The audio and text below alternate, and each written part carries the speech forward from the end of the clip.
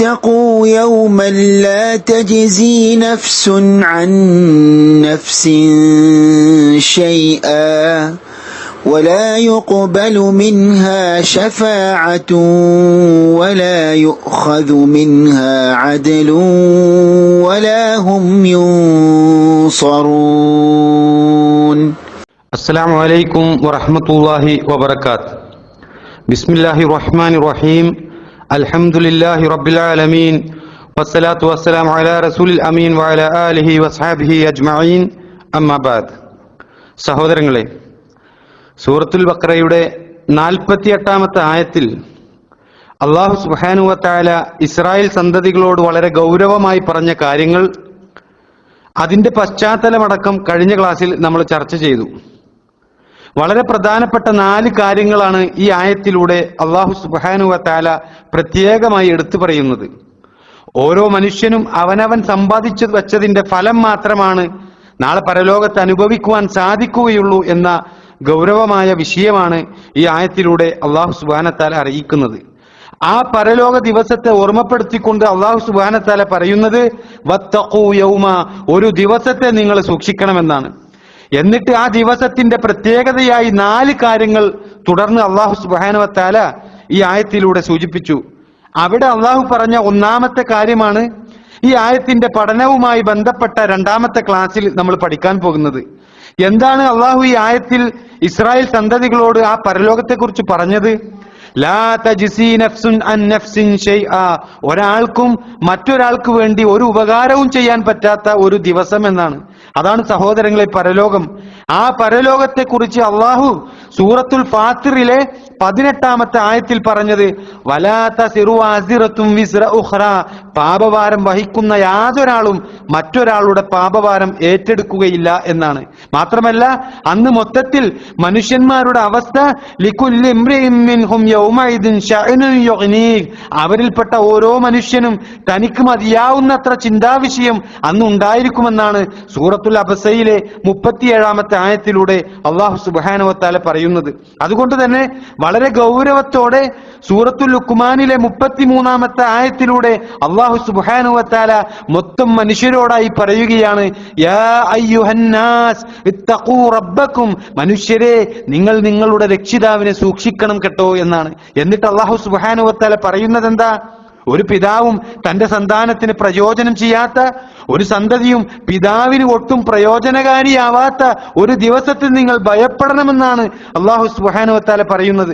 ആ ദിവസത്തെക്കുറിച്ചും ഉയർത്തെഴുന്നേൽപ്പിനെ കുറിച്ചും ലോകത്തിലേക്ക് കടന്നു വന്ന എല്ലാ നബിമാരും മുന്നറിയിപ്പ് നൽകിയിട്ടുള്ളത് നമുക്ക് പരിശുദ്ധ ഖുർആനിൽ ഉടനീളം കാണാൻ കഴിയും. അതുകൊണ്ടാണ് നബി സല്ലല്ലാഹു അലൈഹി വസല്ലമക്ക് മുമ്പും നബി സല്ലല്ലാഹു അലൈഹി വസല്ലമക്ക് ശേഷവും ഈ യാഥാർത്ഥ്യത്തെ നിഷേധിച്ച മുഴുവൻ അവിശ്വാസികളും കൂട്ടം കൂട്ടമായി നരകത്തിലേക്ക് നയിക്കുന്ന സമയത്ത് മലക്കുകൾ അവരോട് ചോദിക്കും, നിങ്ങൾക്ക് നിങ്ങളുടെ രക്ഷിതാവിന്റെ ദൃഷ്ടാന്തങ്ങൾ ഓതിക്കേൽപ്പിക്കുകയും നിങ്ങൾക്കുള്ളതായ ഈ ഒരു ദിവസത്തെ കണ്ടുമുട്ടുന്നതിനെ പറ്റി നിങ്ങൾക്ക് താക്കീത് നൽകുകയും ചെയ്യുന്ന നിങ്ങളുടെ കൂട്ടത്തിൽ നിന്ന് തന്നെയുള്ള ദൂതന്മാർ നിങ്ങളുടെ അടുക്കൽ വന്നിട്ടില്ലേ എന്ന് ആ സമയം ആ സത്യനിഷേധികൾ ആ സമയം അതേ എന്ന് സമ്മതിക്കുമെന്നാണ് പരിശുദ്ധ ഖുർആനിലെ സൂറത്തു സുമറിലെ 71-ാമത്തെ ആയത്ത് അറിയിക്കുന്നത്. സഹോദരങ്ങളെ, അന്ന് അണുതൂക്കം പോലും അന്യായം അല്ലാഹു സുബ്ഹാനഹു വ തആല ആരോടും അല്ലാഹു കാണിക്കുകയില്ല.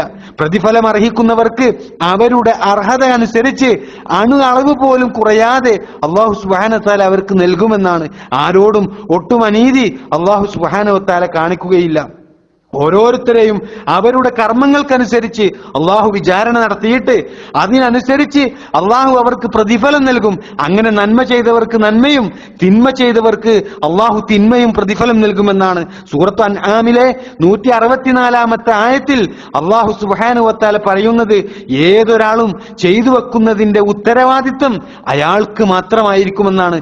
ഭാരം ചുമക്കുന്ന യാതൊരാളും മറ്റൊരാളുടെ ഭാരം ചുമക്കുന്നതല്ല എന്നാണ് സഹോദരങ്ങളെ അള്ളാഹു സുബ്ഹാനഹു വ തആല പഠിപ്പിക്കുന്നത് അള്ളാഹു തന്റെ അടിമകളെ വിചാരണ നടത്തുന്ന വിഷയത്തിൽ ഏറ്റക്കുറച്ചിൽ ഉണ്ടായിരിക്കുമെന്നാണ് പ്രമാണങ്ങൾ പഠിപ്പിച്ചു തരുന്നത്.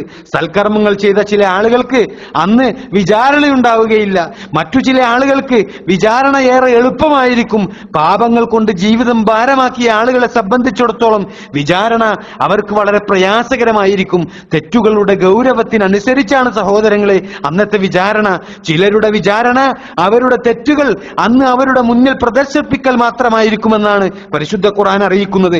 ഏതായാലും ആ പരലോകത്തെക്കുറിച്ച് അല്ലാഹു സുബ്ഹാനഹു വ തആല പറഞ്ഞത് ഫമൻ യഅമൽ മിസ്ഖാല ദർറത്തിൻ ഖൈറൻ യറ വമൻ യഅമൽ മിസ്ഖാല ദർറത്തിൻ ശർറൻ യറ എന്നാണ്. ആരെങ്കിലും ഒരു അണുത്തൂക്കം നന്മ ചെയ്തു കഴിഞ്ഞാൽ അത് അവന് കാണും, ആരെങ്കിലും ഒരു അണുത്തൂക്കം തിന്മ ചെയ്താൽ അതും അവന് കാണുമെന്നാണ് പരിശുദ്ധ ഖുർആൻ വ്യക്തമാക്കിയത്. ആ ദിവസം ഓരോ മനുഷ്യനും അവന്റെ കർമ്മഫലം മാത്രമായിരിക്കും സഹോദരങ്ങളെ അന്ന് ലഭിക്കുകയുള്ളൂ.